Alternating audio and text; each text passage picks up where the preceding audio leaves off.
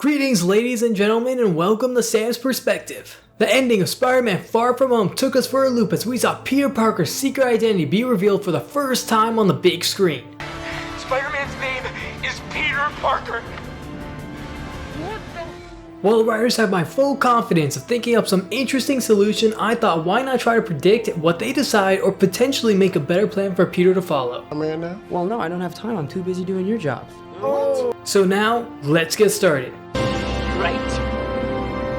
Where are we going? First off, before we talk about different strategies, what's gonna happen now that Peter's identity has been discovered?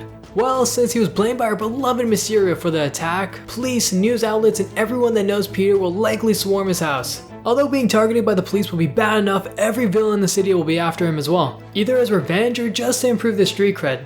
So Peter's gotta get his aunt and himself somewhere safe while not only avoiding police and villains, but civilians as well. Cause there's likely gonna be a bounty for his arrest, making anyone who wants money, which is everyone, to sell him out. Once they're safe, Peter will need the opportunity to prove his innocence.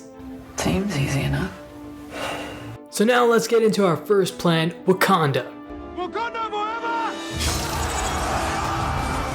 This is probably the easiest option and definitely the safest, but the most unlikely. As the kingdom of Wakanda is nearly impossible to get into and an independent country, it has become a safe haven for many heroes.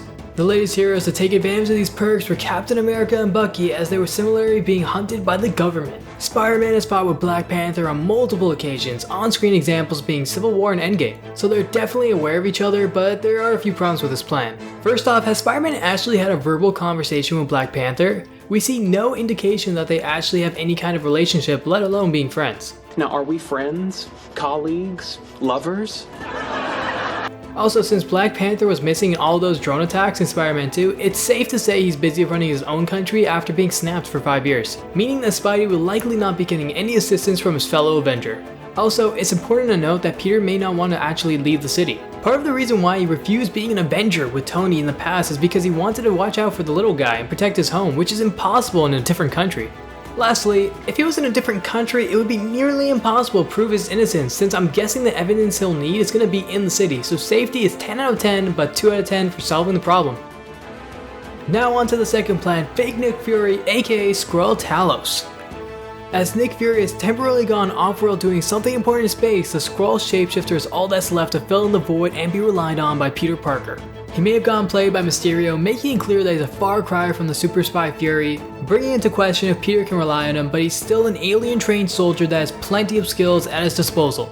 As a fake Nick Fury, he definitely has the resources to relocate Peter and his aunt to a safe location. I can imagine that there are several safe houses in New York alone that they could be placed into. Also, Nick Fury should have tremendous political influence, allowing some breathing room with police and government officials. I say some, since Nick Fury wasn't able to stop Captain America and all his boys from being wanted criminals. The only problem now with this strategy is how it will help Peter get proven innocent. As he is an alien, I doubt he has a strong grasp on the American legal system. Going another route, the fake Nick Fury could embrace his morphing powers as a solution. For one, he could pretend being Peter while Spider-Man swings across the city, making people question if what Quentin said was correct. Or if they aren't afraid about making a panic, they could lie and say that was a shape-shifting alien Skrull that impersonated Peter or Mysterio. But I don't think Peter would want to lie or risk public panic, making people question if there's other shapeshifters among them. Overall, using his shape-shifting abilities could drum up dozens of crazy solutions that would be easy to implement. Next up is the legal route. I want the truth! You can't handle the truth!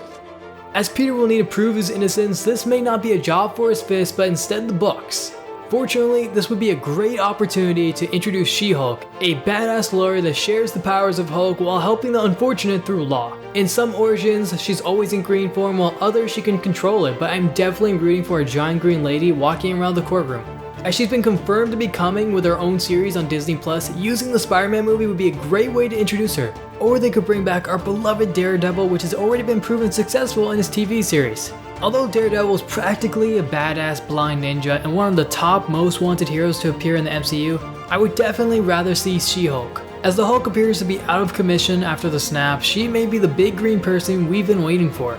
Now, it makes sense to fight your innocence in a courtroom, but that would definitely not be interesting enough for us to watch. Boring. The court scene in Iron Man was only 2 minutes long, so they'll likely follow the same format. Maybe Peter will search for evidence while She-Hulk represents him in court, aiding him in serious fights. Also, if Peter needed to appear in a goddamn courtroom multiple times, villains are gonna have an easy time to attack him with nothing but poorly trained cops to protect him. Overall, I gotta give a safety rating of 4 since they'll have the protection of one hero at least and solving the problem in 8 as she can not only represent Peter in court but also help him find evidence. The final strategy of this video involves Happy and Pepper. As Happy's been by Spider-Man's side since day 1 and currently in a relationship with his aunt, he's definitely gonna be flying his Quinjet straight to their house the moment he's aware of the news. Even though Happy may not be a super spy or have any political influence, with the assistance of Pepper, Tony's wife, and the current head of Stark Industries, they'll have plenty of economic backing to make up for it. Happy will likely relocate them to Stark Tower due to their high security, dedicated staff, and mountain of lawyers. Once there, Peter can focus on clearing his name by finding evidence that Mysterio was not the great hero that everyone thought he was. Since he worked for Stark Industries, there will likely be plenty of clues and evidence about him and the other employees that helped him out.